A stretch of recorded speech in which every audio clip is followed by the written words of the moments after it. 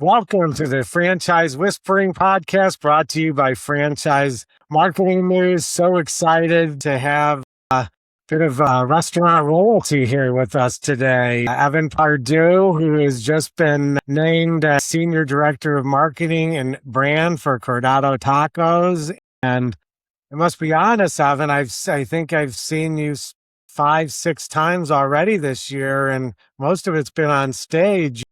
You've been front and center at a lot of the conferences this year. Congratulations. Thank you. And thank you for having me. Yeah, it's always a pleasure to be able to hang out with other restaurant marketers. And it's such a privilege to be able to speak about what we're doing here at Condado and what we've learned, what's working, what's not working, and share that with the industry. We may be competitors in the industry, but at the end of the day, we're all serving guests, and I think what's great about restaurants, we all want each other to succeed. So, there's always a great sense of camaraderie in the restaurant industry. No, it's such a fun group.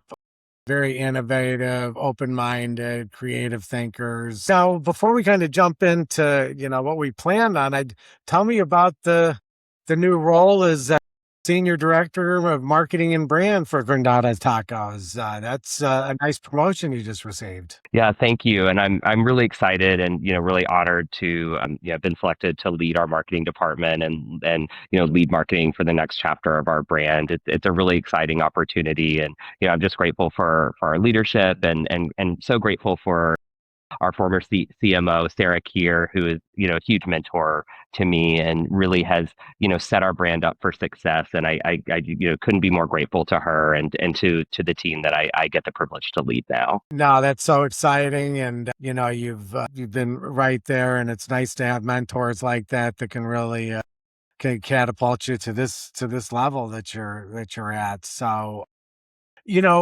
as I've seen you on stage, like I said several times, a lot of the theme has been, customer experience. How are you living up to that? It's so important.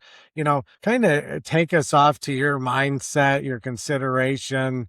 Where are you at with customer experience? What's coming next? Let's go. Yeah. It's so fundamental to what we do. And so, at Condado, we are a taco joint unlike any other. We have 53 locations across 10 states. But we doubled in size. It's a typical story we see in the restaurant industry. We doubled in size really, really fast. And it exposed a lot of growing pains that we weren't really prepared to know, because you don't know what you don't know. And so what we discovered is just how fragmented customer experience was, and it wasn't just CX as a platform, it's actually CX as a mindset. And so we went through a brand refresh process that when we came out of it, we have such a sense of who we are, an identity as a brand that's compiled of things that were already there. And so naturally, the next step was, how can we get closer to our guests? We know who we are. Let's figure out how we can listen to them more clearly. And so we had several different platforms. GMs were answering guests via email. We were answering guests via social. We were sending ad hoc surveys, but there wasn't a really concise, clear platform, but I think more importantly, vision and point of view for customer experience. And ultimately, it really came out of that brand process of a brand refresh process. We have a set of core values. What is the customer experience that we want to ladder up to those values? And I think that's been such an incredible kind of 18-month process of going through creating and working with our operators to define what our values are for customer experience, all the way through an RFP to launching CX to now using it weekly and having our operators really own it. So, from a 10,000-foot view, it is how can you use the values and core identity that you have as a brand and align that with CX across every touch point and across a platform that you're going to use to accept that feedback. And when you're taking on that scope of things, how important is the RFP process as you go through that? It is essential, but I think there's another step that is more important than an RFP, which is having your brands. We have our CX Bible that we wrote together with our operators. So months before we even began starting the RFP, we sat down and I interviewed, I think, 12 of our operators. I interviewed frontline teammates, and I wanted to hear from them. How do they interact with our guests?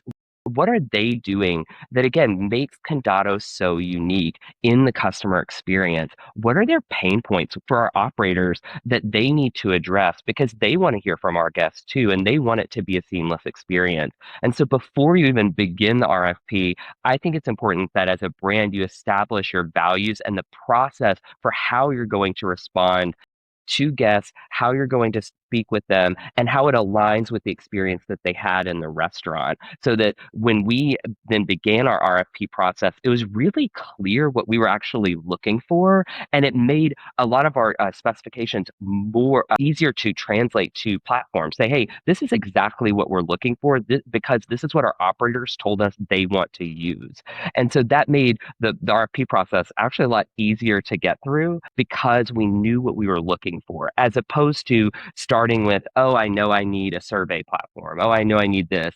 We actually knew how we wanted to operate this. We had all of our response library built out so that when we ended up selecting Momos, and we could train their AI immediately because we had every response written for every scenario that we encounter in the restaurant. We had done that work beforehand. So I think, prep work, we always say prep work is key. I'm an Eagle Scout, so be prepared. It's very important. So for me, it was, how can we be so prepared that by the time we have this platform, we could launch it in 90 days, which is what we did. That's a very, very high velocity.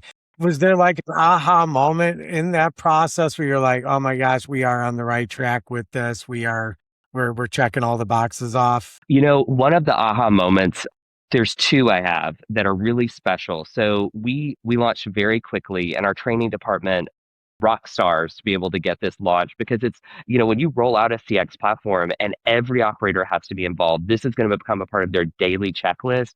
We had to make sure that everything, everything, our I's were dotted, our T's were crossed. And so what happened is we had our big rollout call, and then every day the following week we had office hours. And the big aha moment happened when we were in office hours. And it's kind of that, if you're in the biz, operators will be kind of silent. And then one person raises their hand and they're like, hey, how do I answer this? And then another person's like, hey, how do I answer this? And it was this aha moment of, hey, we actually should write a few more responses that we hadn't thought about, because they have these scenarios that I can't even think of. Let's add this to our brand library. And so what was great is, and I think this is such a lesson, is give your operators or your franchisees that opportunity to have that dialogue as you're building the platform, so that by the time you're really using it, everyone is on the same page and everybody's able to use it. And then I think when we were in the platform, a big revelation happened. And, I talk about it, kind of the skeletons in the closet will be there when you onboard a CX platform. You will find them. And so as a brand, you have to kind of say, we're going to lock arms as an executive team. We're going to accept this feedback because feedback is love. And we know we're going to find some problems. And of course, the biggest problem was we were missing chips severely. It is our number one missed item. And again, order accuracy, we all face it in the biz, but chips were our number one missing item. And I wasn't expecting that to be as severe as it was, but it was a great moment, I think, in a rallying cry of, it's in the data, it's not emotional, we're missing a ton of chips on our orders. Let's get training involved. Let's get ops involved. Let's talk to our our team who does expo. Let's make sure, what can we do so that we're not missing chips? Because, as much as everybody loves queso or guac and you can eat it with a spoon, you want to eat it with chips, right?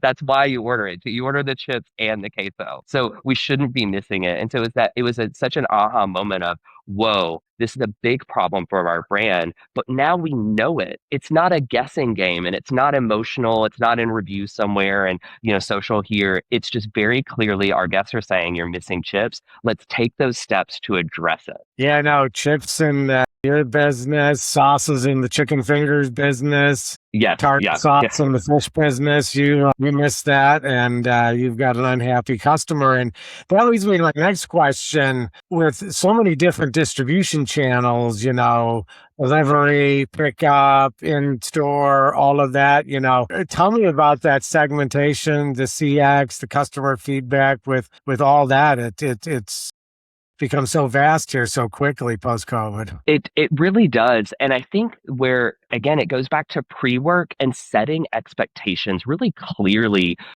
both at the operator level and at the leadership level. Because at the leadership level, if you see CSAT in dine-in is here, but CSAT in pickup is way lower, what you have to do is level set and say, well, of course that's going to happen. Because by the time a guest has gone through the dine-in process, our server should have already recovered them, or our manager at a touch point should have taken care of them. So that feedback should naturally be more positive. If you're Tighter a feedback delivery loop. guest, right? If you're a delivery guest, that text message is that one place where you get to share what happened in that service. And so it is going to be more negative. And we have to balance that to say, what is our realistic goal for CSAT for pickup? What's our realistic CSAT for delivery? And what's a realistic OSAT, honestly, for dine-in? Because again, it goes back to level setting of each channel is very different. And if you go into it not acknowledging that, it could set you up for a bias on the data. You could actually say,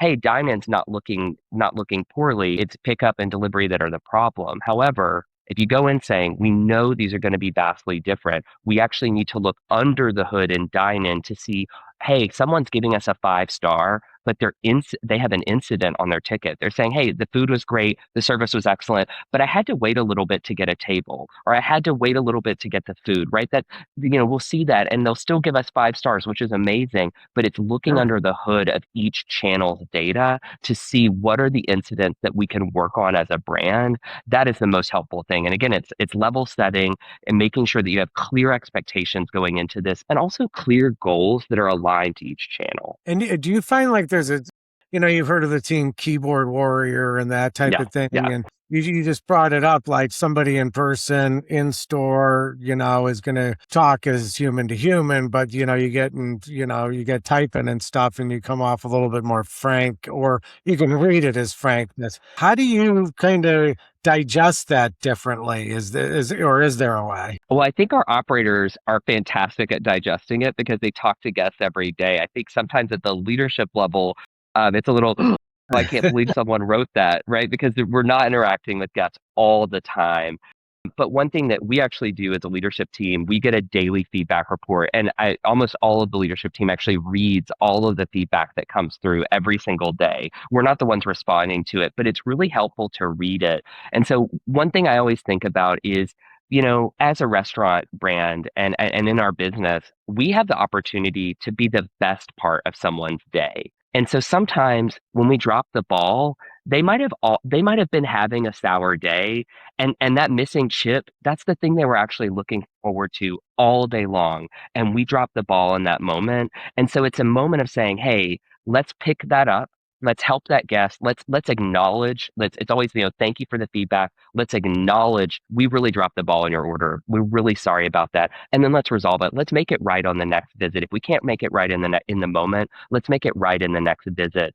And what I've seen and what's amazing and how we use Momos is guests can text us back and they'll say, I didn't even think you were going to read this.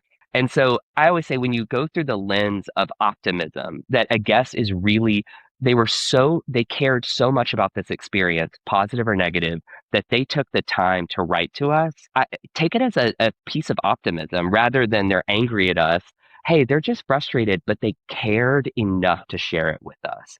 I think if you approach CX in that mindset, you'll always win because you'll always be thinking that the guest cares so much about this experience. They let us know what is going on, so we should care enough to respond back with grace and resolve that problem. No, and I think that, you kind of took us just through a little bit of a journey there. I think your sincerity of understanding the person, their day, the importance of a chip, and then the feedback that went along with us really goes to your 360 view of, the importance, the consideration, the sincerity, the impact that your products and services have on people's lives. Yes, yes. And we sometimes I think food, we get caught up in product and we forget service is everything. We're in the hospitality business, and we're really there to have that moment in someone's day and in someone's life. And sometimes they just wanted tacos. They were really hungry. They wanted a great margarita. but sometimes they went through a breakup. Right. We actually hear this is a fun anecdote about Condado. We hear all the time that we are a great spot to break up with someone. And because Actually implement the execution of the breakup. of the breakup in our restaurants. We've heard that from guests, and it's because our music is loud, the food is well priced. It's still a dine-in experience, but we can also make service pretty quickly. If you we can turn a table if you need us to quickly get through the service.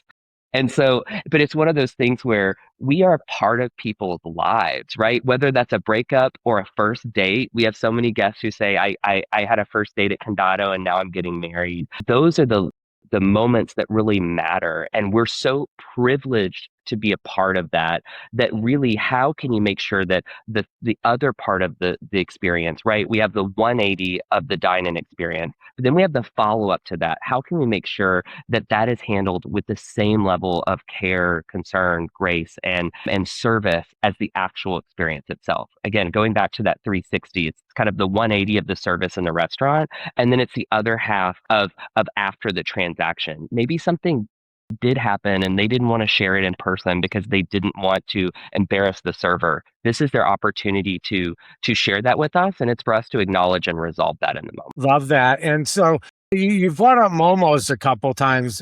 Take us through your tech stack, your all the other elements that are part of it, the considerations that went into it. Yeah, so we use Toast and Olo for POS and online ordering. And then in the MarTech stack, we use Punch for loyalty. We use Braze for marketing automation, Bicky for CDP, and Momos for CX. So we have a real Rolls-Royce of a tech stack. And, when we think about how we leverage them to such an extent. These are not novelty investments for us, and we're a small brand. But when we think about our tech partners, we want long-term relationships with platforms that are really not only deliver amazing services, but are constantly innovating and growing with us as a brand. And so that's what is so exciting about our stack is they have really grown with us as a brand, and they're also thinking about the future of what it means to care for our guests and how we can connect with them on a deeper level, on a more personalized level, right? Personalization is the buzzword, but I think our stack really does that well. And one of a couple of the stats out there right now, and then because of the Bickies of the world and Red Onions, it's that 80 to let's say 70 to 82% of people will go to a restaurant one time and never go back again. I think my opinion on that is that partial function of what is not being data captured in media campaigns, in store, those type of things. Because, when done right in a 1 mile radius, maybe a 2 mile radius with the grand opening and the big, you should come away with almost 5% of the population's first party data in that 1 mile radius if done right. Do you think, that ability to continue the conversation with the consumer allows for loyalty, more revenue, and, tell us your opinion on that. I think it's essential, but I think really you have to go into understanding when is that guest going to engage with our technology. So we know, for example, that for our loyalty guests, we're not the first transaction. Loyalty isn't the first transaction. They need to fall in love with our brand. And the majority of our guests dine in for the first time. So they're not placing that online order. They're not engaging with us from a first experience from a digital perspective. So for us, it's how can we deliver such an incredible experience inside the four walls, with our custom art, with our amazing food, our fun service. How do we get them to fall in love with the brand so that they're so sticky, they are going to download the app, or they are going to text in, a survey and eventually join our SMS channels. How can we make sure, again, it goes back to that first experience. It has to be so put together that it's undeniable that they're falling in love with you. And that's where I think it's critical that your service model, your operational model, the four wall experience is really tied. It always goes back to operations and people and marketing. We evangelize what they do. That's what I always say is that, they are the ones who create the brand and we are the ones who tell the story of it. And so if they nail it in that experience, we will get that loyalty guest and we will be able to deliver higher LTVs. We'll be able to grow their frequency to retain them once we get them into our funnel. But it's not, if everything is transactional, then I think for our brand, you've really lost the heart of what it was. So it's always starting with that incredible service, that amazing food, that great hangout spot. And from there, we will get their loyalty when that is done right. No, I love that. And then, some of the conventions we've talked about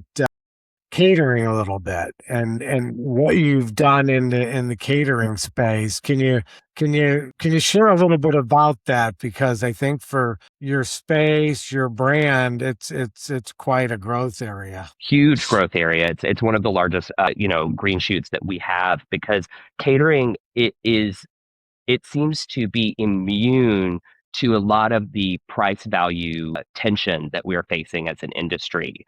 Especially when we do a ton of B2B, it's not your money, it's your company's money. Now most people, office administrators still want to be responsible, but it's not their funds that they're using. And so our B2B catering continues to grow. But fundamentally, I think catering is an incredible new guest acquisition channel. It's what we hear from our catering guests all the time, that they found us through catering, but then they fell in love with Condado afterward. They were so inspired, but we have incredible packaging. It's really fun, and it's illustrated. All the boxes are. We have great service. Our catering sales leads do an incredible job really delivering that exceptional service so that what happens is they fall in love with our catering product and then they fall in love with our restaurant and they see that actually the catering experience was just as excellent as the four wall experience. And then in the four walls, there's even more options. So they're even more excited to try what's on the full menu. And so I think catering is an amazing acquisition channel. It's an incredible growth channel.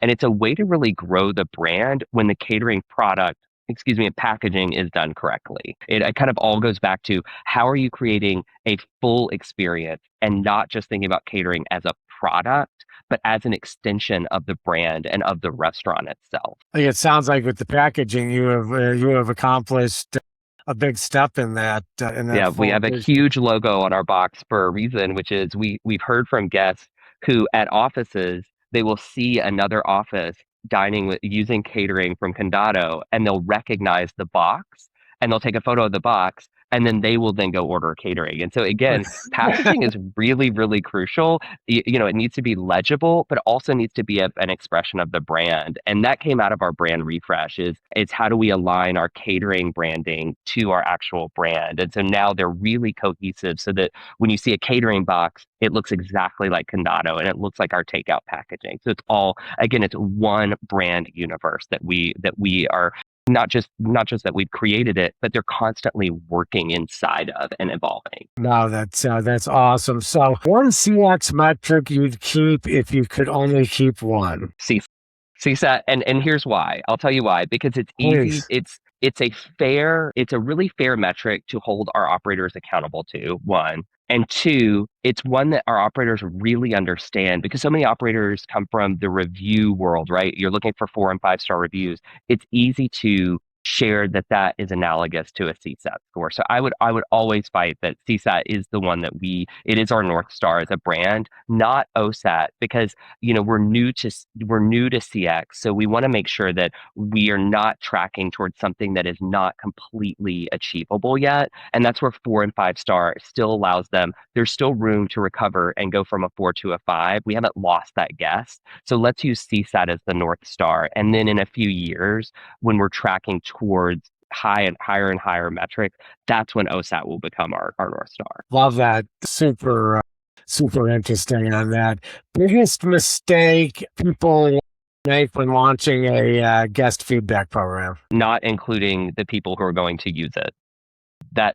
I think that's the biggest mistake I hear from other partners is that they did, if operations own CX, They should be involved in every conversation. If you have a customer care team that is owning CX, they should be involved in every conversation in the RFP. Someone should be at the table. I think that's where, as a brand, we learn from our mistakes, which is that in past worlds, we were doing kind of tech evaluation, we were picking partners, we were making decisions without everybody in the room because it was, oh, that's a marketing thing, oh, that's an ops thing. Well, when it comes to things like CX, CDP, these are actually core brand platforms, right? A CDP is a brand platform. Everyone is looking at that platform to make decisions. CX platform, everyone is looking there. And so when you're making those decisions, I think it's pivotal that you involve everyone at the table, even if they're just there to say thumbs up, thumbs down, right? At least they're there so that we all are locking arms and making a decision together as one team. And ultimately what it does, especially for CX, it's pivotal that CX is never pigeonholed as a marketing function. Because if it is, that data will always be biased when you're sharing it out. When operators and our operators own our CX platform, we are actually just there to help them translate the data. We're there to make sure that brand responses are in brand voice. We're there to help with, Nice. brand safety issues or get extreme guest recovery. We're there to do that. But ultimately, it's actually an operations tool because it's really there to help them. And so we are there as one team to look at the data together, but it's owned by our operators. And that has been a really important decision that we made as a brand. And it is paying dividends that we did. You're so smart, Evan. I think you answered the next question before I even asked it, but I'm going to ask it anyways. What would you do this week, or what would you tell location this week to get marketing and operations aligned? What's the one thing? Be honest with each other. That is really, really pivotal. So we just had our GM conference for the year, and I heard from more GMs before I gave a presentation on marketing. I just asked them, what do you want to hear from me? What would you like to know? And each of them, I talked to probably 10 GMs out of the 52, and they each kind of were saying a similar thing.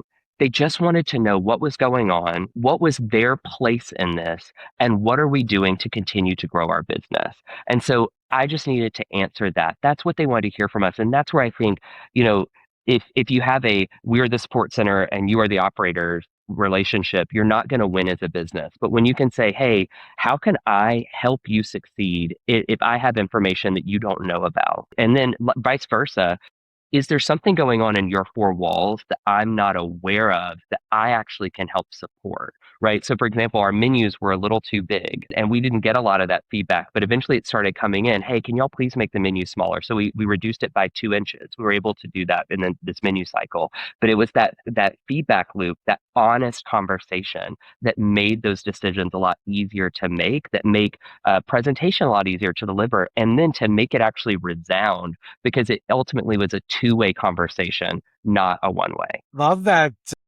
Well said. And so as we close it out here, what's new for Evan? What's new for the brand? Please share. Yes, we are, I don't know when this will be posted, but on August 25th, we are launching basically a whole new beverage. We're overhauling our entire beverage program. We are upgrading our house margarita with El Tequileno. We are launching 8 or 9 new crafted cocktails that our bartenders are going to be bartending. My favorite one is the tequila old fashioned made with G4 Repo. It is unbelievable. I could have that by a pool all day long. It is the most amazing drink I have ever had. Chef Trey did such a great job. And really what we're doing, and we're so excited about this menu, is we are reducing some SKUs to help our back of house operators make sure that the line is simplified for them. But the other thing we're doing is we're listening to our guests. Our guests want more crafted cocktails. They want a house mark that's really approachable with a great spirit in it. So let's balance with our product offering. Let's simplify the menu a little bit, and let's listen to our guests and our operators to make a menu that's really, really exciting. And we have a phenomenal LTO. It is the barbecue brisket taco and the peach barbecue brisket nachos, which are divine. Nice. It's a new barbecue sauce and our new brisket that are just unbelievable. I'm asking for a bottle from our food operations team if they will please let me have a bottle of the barbecue sauce. I'm obsessed with it. And so it's a really exciting time at Condado, and we're just, it's exciting drinks, exciting food, great service, and it couldn't be a better time to, I think, try the brand and experience what it's like to dine in at one of our restaurants. When are you coming to Florida? One day. That's not my side of the business. Let's So get that going. Hey, this is just coming off the franchise marketing news ticker. ChatGPT has just cut a deal with Yelp to source a lot of their information when searched. What do you think about that? all data is good, as long as you use it the right way. I think that's where, AEO is going to continue to be a conversation. And I think for us as marketers, it is really just keeping up with the landscape, but more specifically, there's always going to be things that are out of our control, right? When we think about, where these new sources of information are coming from. So it's really what is in our control, whether that is FAQs on our website that can help AEO. It's making sure that, we're doing everything on the back end to optimize for these search engines. That's, I think, the part where all of these new exciting things are exciting and they're fun and innovative. But I always go back to what is in our control as a brand today that we can, help our guests and grow our business. And so for us, if it's having more feedback, we can do that through Momos, and we can send them onto Yelp and give a great review, right? I always think go back to what is in our control today to grow the business and to utilize these new tools. Awesome. Well, Evan, what a blast. What great talking to you. Are you going to be in Atlanta in a couple of weeks? I will not. I'm done with professional travel for the year. I am now focused on personal travel for the year. Well, yes, but next year I will. Yeah. You have definitely earned that. So thank you. Well, take care. Thank you so much for your time, and we'll see you soon. My pleasure. Thank you. All righty.